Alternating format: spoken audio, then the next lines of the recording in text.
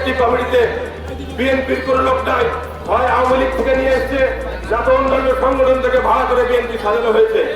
দিনের বেলায় বিএনপি আর রাতের আধারে আওয়ামী লীগ, এমন নেতারা বিএনপির নেতৃত্ব দিতে পারে না। এমন অভিযোগ তুলে রাজশাহী 0 পয়েন্টে নগর বিএনপি পুনর্গঠনের দাবিতে মানববন্ধন করেছেন একাংশের নেতাকর্মীরা। সোমবার সকাল 11টায় এ কর্মসূচি পালন করেন দলটির ত্যাগী নেতাকর্মীরা। অভিযোগ, বর্তমান নগর কমিটিতে সুযোগ দেওয়া হয়েছে আওয়ামী লীগ ঘনিষ্ঠ ব্যক্তিদের, বাদ পড়েছেন দলের প্রকৃত নিবেদিত কর্মীরা।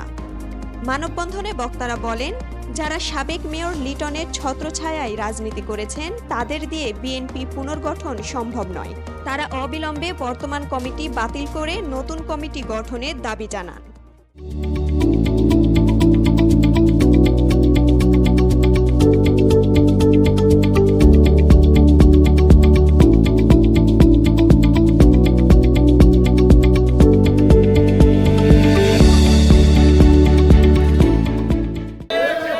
অধিকাংশই আওয়ামী লীগ করে, অধিকাংশই আওয়ামী লীগের সুবিধা নিয়েছে, আওয়ামী লীগের সঙ্গে ব্যবসা করেছে, তাদের নামে কোনো মামলা হয় না।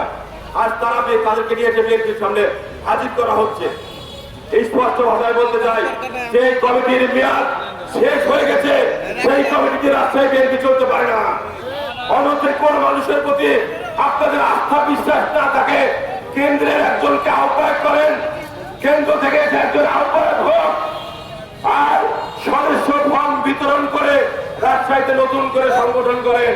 যারা অতীত রক্ত ঘাম এবং সময় দিয়েছে, কিন্তু অবশ্যই কোন আওয়ামী লীগকে দিয়ে বিএনপি চলতে পারে না। এক ফোঁটা রক্তদাপ্ত আমরা হতে দেবো না।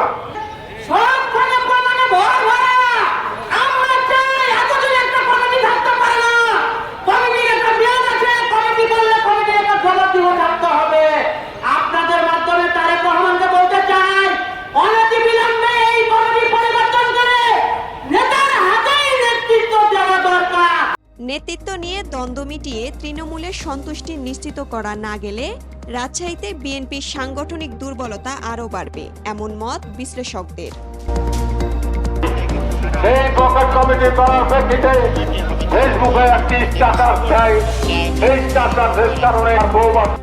উত্তরভূমি ডেস্ক, রাজশাহী। প্রকাশ্যে আসামিরা ঘুরে বেড়াচ্ছেন, কিন্তু প্রতিকার নাই।